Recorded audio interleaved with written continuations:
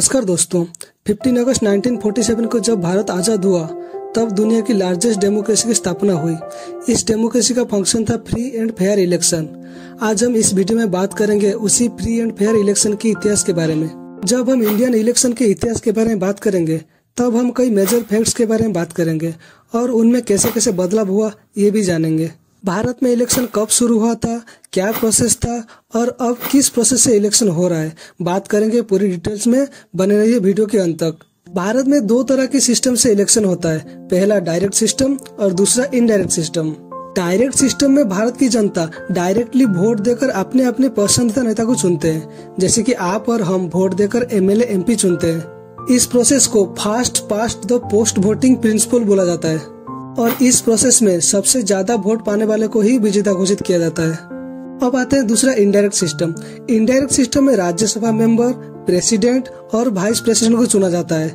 Indirect system में जीतने के लिए 50% से ज्यादा वोट मिलना चाहिए। दोस्तों, इंडिया में इलेक्शन पहली बार साल 1853 में ब्रिटिश इंडिया के समय में हुआ था, जिसकी मेंबरशिप बहुत लिमिटेड था और अब वो धीरे धीरे बढ़कर 552 हुआ है। लोकसभा इलेक्शन में सारा खर्चा केंद्र सरकार उठाता है और विधानसभा इलेक्शन में सारा खर्चा राज्य सरकार उठाता है। अगर लोकसभा विधानसभा इलेक्शन साथ साथ हो रहा हो तो केंद्र सरकार और राज्य सरकार मिलकर खर्चा उठाते हैं। इंडिया के इलेक्शन को ट्रांसपेरेंट करने के लिए 1950 में आज को 74 साल पहले आर्टिकल 324 के तहत एक इलेक्शन कमीशन ऑफ इंडिया गठन किया गया था। स्वतंत्र भारत में पहली बार अक्टूबर 25, 1951 से लेकर फरवरी 1952 तक, जो कि लगभग 4 महीने तक इलेक्शन चला था, वो आज तक का सबसे लंबा प्रोसेस है।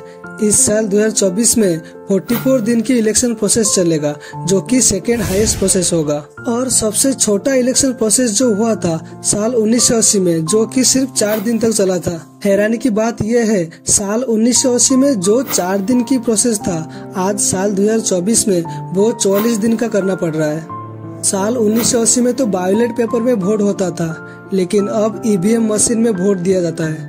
सोचो, गुजरात में 26 और आंध्र प्रदेश में 25 लोकसभा सीट है, लेकिन वहाँ पे 1 फेज में इलेक्शन कंप्लीट होगा। बट ओडिशा में 21 लोकसभा सीट है, लेकिन वहाँ पे 4 फेज में इलेक्शन कंप्लीट होगा। आप लोग कमेंट में बताइए, इंडिया में कितना दिन में वोट कंप्लीट होना चाहिए। स्वतंत्र भारत की पहला इलेक्शन 401 निर्वाचन क्षेत्रों में 489 सीट के लिए, जो कि 25 स्टेट में हुआ था, जम्मू कश्मीर को छोड़कर। स्वतंत्र भारत में पहला इलेक्शन तो 1951 में शुरू हो गया था, लेकिन जम्मू कश्मीर में 1957 में शुरू हुआ था। 1951 में 489 सीट के लिए 53 पार्टी से टोटल 1949 कैंडिडेट थे, जिसमें से 533 इंडिपेंडेंट कैंडिडेट थे। तब टोटल पॉपुलेशन 36 करोड़ से लगभग 17 करोड़ वोट देने के लिए एलिजिबल होते थे, जम्मू कश्मीर को छोड़ के। इंडिया की पहली वोट हिमाचल प्रदेश तहसील डिस्ट्रिक्ट में डाला गया था। टोटल पोलिंग स्टेशन हुआ था 1,96,084, जिसमें से 27,527 बूथ महिलाओं के लिए था। महिला और पुरुष के लिए अलग अलग था। तब इंडिया में वोट देने के लिए कम से कम 21 साल की उम्र होना चाहिए था।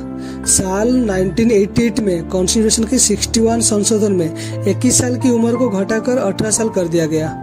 कोई भी आदमी 18 साल की उम्र होने पर वोट देने के लिए एलिजिबल हो जाएगा। 1951 के इलेक्शन में इंडियन नेशनल कांग्रेस को जबरदस्त जीत हुआ था। 489 सीट से 364 सीट जीती थी कांग्रेस ने, जो कि 45% ऑफ टोटल वोट था। दूसरे स्थान पर सोशलिस्ट पार्टी, जो कि 11% वोट लेकर 12 सीट पर जीता था। 1951 इलेक्शन में टोटल खर्चा हुआ था 10.5 करोड़, जो कि लगभग 60 पैसा पर वोट था। 1980 के इलेक्शन में 60 पैसा से घटकर 30 पैसा हो गया था। उसके बाद इलेक्शन कमीशन के हिसाब से दिन भर दिन इलेक्शन का खर्चा बढ़ती जा रही है। 2004 में पहली बार 1000 करोड़ से ऊपर खर्चा हुआ था, लगभग 1016 करोड़। 2009 में 115 करोड़, 2014 में 3870 करोड़ और 2019 में 5000 करोड़ खर्चा बताया जा रहा है।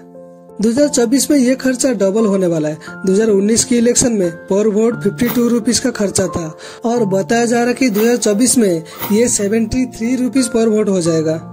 ये सिर्फ इलेक्शन कमीशन का खर्चा था। अगर इसमें पार्टी और उम्मीदवारों को जोड़ दिया जाए तो ये पैसा बहुत ज्यादा हो जाता है। इलेक्शन कमीशन ने उम्मीदवारों के लिए तो लिमिट रखा है, लेकिन पार्टी पर कोई लिमिट नहीं रखा है। बीते कुछ साल में जितना खर्चा हुआ है कई देश का जीडीपी से भी ज्यादा है। बताया जा रहा है कि इस साल इलेक्शन में 1 लाख करोड़ से भी ज्यादा खर्चा हो सकता है। 2014 में करीब 30,000 करोड़ का खर्चा हुआ था, जो कि 362 रुपीज पर वोट था। 2019 में करीब 55,000 करोड़ का खर्चा हुआ था, जो कि 604 रुपीज पर वोट था। दोस्तों, इस साल लगभग 98 करोड़ वोटर्स वोट डालेंगे, तो पर वोटर का खर्चा लगभग 1,000 रुपया हो जाएगा। तो दोस्तों, पैसा लेकर वोट मत डालिए, देश के लिए अच्छे लोगों को वोट दीजिए, क्योंकि देश का भविष्य आप और हमारे हाथ में है। वीडियो इन्फॉर्मेटिव लगा है तो वीडियो को शेयर करें और हमारे चैनल को सब्सक्राइब करके कमेंट में अपना ओपिनियन बताइए। जय हिंद।